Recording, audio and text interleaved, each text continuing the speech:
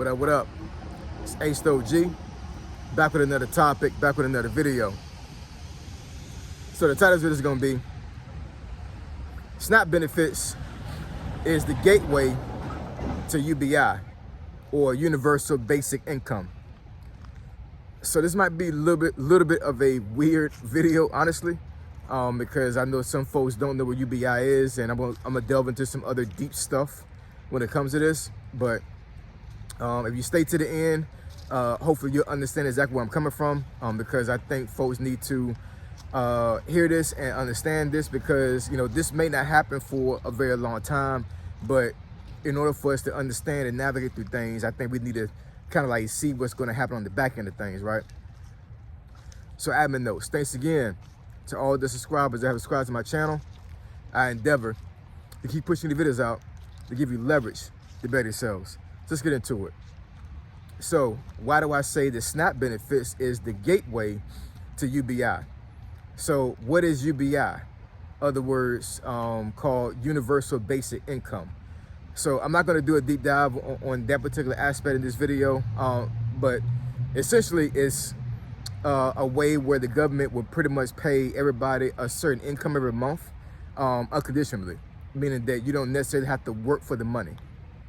It's a form of welfare, from what I can tell, but pretty much every single person in that particular country will receive that income every month unconditionally. So I think this has been played around with in other countries as well.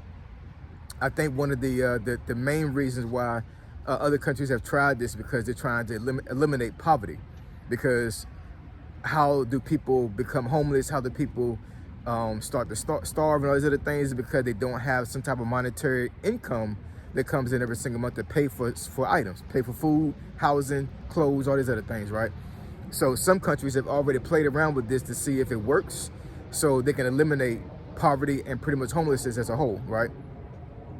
I'm not exactly sure if things have worked. I'm pretty sure that there has been some benefits to it, obviously, because if you're homeless and if you're getting money and not working for it, then obviously you're able to pay for food and some other things, right? But for a whole system, for a whole country to be able to be under this and for it to work universally, hence the word, right? I'm not exactly sure if in the long run, would that be a thing that's able to sustain itself. Because in this day and age, capitalism and other forms of government, other forms of running countries, is basically based off of how much money you make. So the elites don't want to see this. they just don't. You know what I'm saying? I do understand that universal basic income would not affect the millionaires and the billionaires and all those other folks, right? Because they'll still be at a certain they'll still be at a certain level. Because while the person on the bottom of the totem pole is getting this basic income, you still got these folks that are still going to be making money some kind of way, right?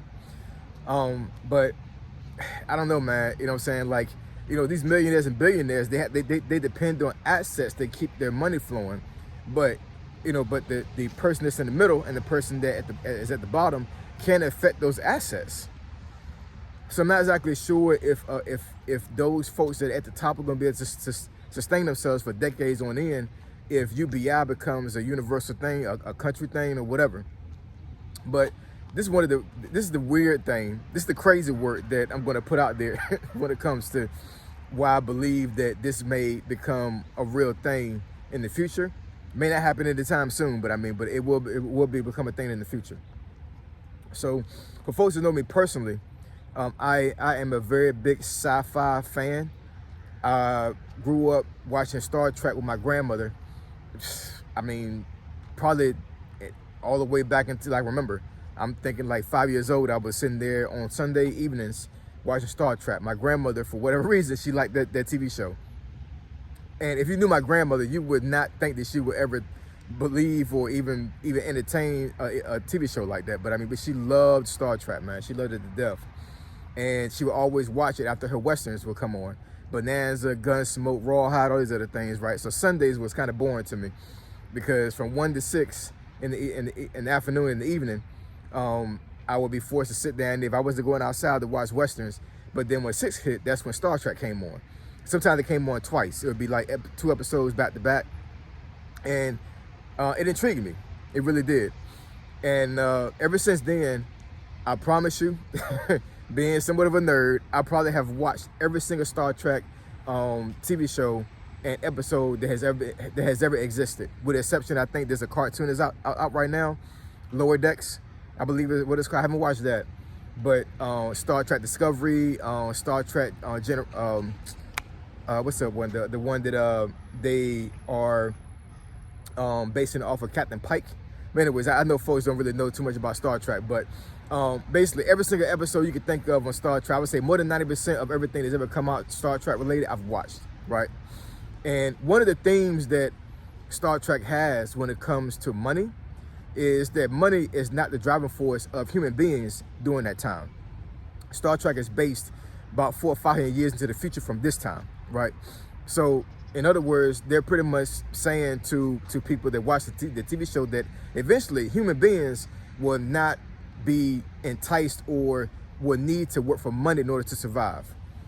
I want to say in the future, according to Star Trek, right? According to the TV show, I know this is all fiction, but in the future, based on their fiction, I think by 2064 or 2065, hunger, homelessness, all these other things will be eliminated. So in the future, there's no such thing as being homeless. There's no such thing as not having enough. Basically, everybody has enough. The driving force for human beings during that time is innovation, exploring, and some other things. But money is not one of the things that drives human beings in the future, according to Star Trek. There was one episode that I saw years ago, and I'm pretty sure I watched this episode when it first came out. This would have been 1988, either 88 or 89. It's Star Trek Generations with Captain Jean-Luc Picard and the crew of the Starship Enterprise. So there's one episode. I think it actually happened during the first season of Star Trek. And long story short, there are these three people that were frozen. They died in the, I want to say, the 90s. They died and they were frozen. It was some program that was going on during that time where they froze people that died, and the hope was that eventually, years from the time they were frozen, they would find a cure from what killed them, and then they will bring them back to life in a future time frame. And these three individuals were picked up by the Star Trek Enterprise like 400 years into the future, right? And unfrozen, cured of their disease. One, I think, died from lung cancer. The other one died from some brain aneurysms and some other stuff, right? So one of the guys who was unfrozen was, I guess it was some type of entrepreneur slash banker or something or whatever. And in any case, he had a lot of freaking money. He had like portfolios of like hundreds of thousands of dollars, right? And he eventually, when he got it himself and everything, he asked the captain, could he call back to Earth to figure out where his money was at? And the captain pretty much essentially told him, hey, these banks and stuff that you actually had money in probably don't exist anymore. And the guy's like, well, what's the drive? What is the purpose of life if we don't have money? We're not spending anything. And we don't have wealth. And the captain pretty much said, I'm just paraphrasing, he pretty much said that the driving force for human beings is exploring. So I said all that to say is, and I know it got kind of weird and everything, but I said all that to say is that what they're doing right now in the government, when it comes to the government being shut down and SNAP benefits being held off, it's on purpose, man. This is something that's going to transition a lot of things in America and in the world as a whole. I know folks been talking about the haves and have-nots, and I mean that's going to come, but things not going to be the same, man. They're not going to be the same. I think that folks need to look at money a lot differently than what they've been looking at money in years past, and just understand that this situation is going on right now where folks are lacking when it comes to food and when it comes to money. It's going to get worse before it get better. It does. And I'm not trying to do any doom or gloom or anything like that right now, whatever, but I'm just saying, like, we have to understand that there's going to be certain avenues of making money that's going to be cut off from Americans, like permanently, when it comes to AI and all these other things, right?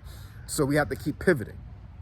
This is a huge transition in in America, this is a big transition in the world as a whole, because don't get it twisted. This is not just based and it's going to be centralized based on just American people. This is like a worldwide thing. It really is, you know what I'm saying? And we're going to have to be innovative. We got to figure out other ways of making money. We can't trust the government to take care of us, none of that. Because eventually, we may not live to see it, but eventually it's going to get to the point where money is not going to be the driving force of people.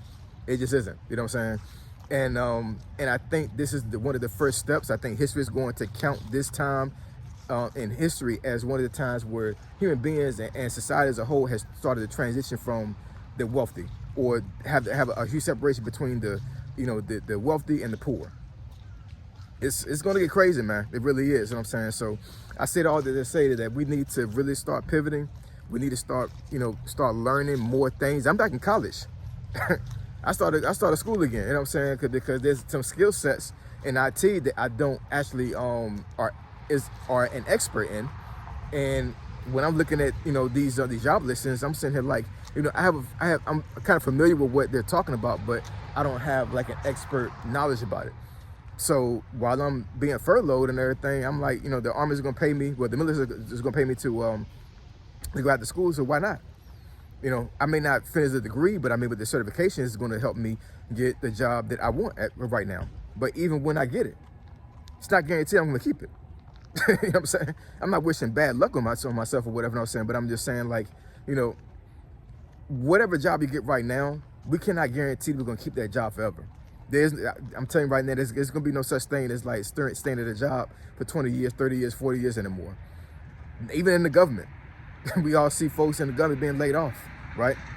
So I think UBI is a real thing. I think that UBI is a thing that I think a lot of wealthy folks want to happen, because it separates them from the average person. And I think SNAP is one of those things. I think that a lot of folks that are able-bodied and are able to make money on their own and to scale their monetary gain need to get off of SNAP. Because I think that folks that stay on SNAP and are able-bodied, I understand the folks out there that need SNAP to survive because they're disabled or they're elderly or whatever the case may be, right? Since I understand that. But I think that folks in their 20s and 30s and 40s or even 50s that are able-bodied, that are able to go out there and make money, you staying on SNAP is going to have you in a really, really, really, really bad situation in a very short period of time. That's my personal belief. So I appreciate y'all. Love y'all. And I'll catch y'all in the next video. Say so, G. Signing out. I'm gone.